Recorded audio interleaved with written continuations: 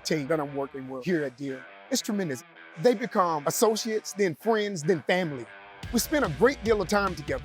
Just listen to some of them or to be able to know their character and the way they move and to be able to talk with them because that all goes into building the machine.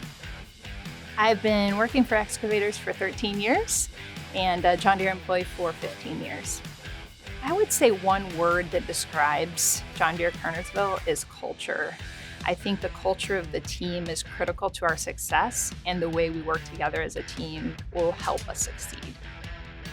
I've been with Deere here in Kernersville for about 20 years now. The best part about working here at Deere is just the pride that comes with that name. Being able to step back and look at the product that we're building each and every day is just an awesome feeling. We don't just hire you for your hands, we hire you for your mind. It's what everybody out on the shop floor comes up with, those great ideas that can move us just a little bit further down the field. We're all on one team, we live the team, and that's our motto. That's what we've been for 34 years, and that's what we're going to be for the next 34 years.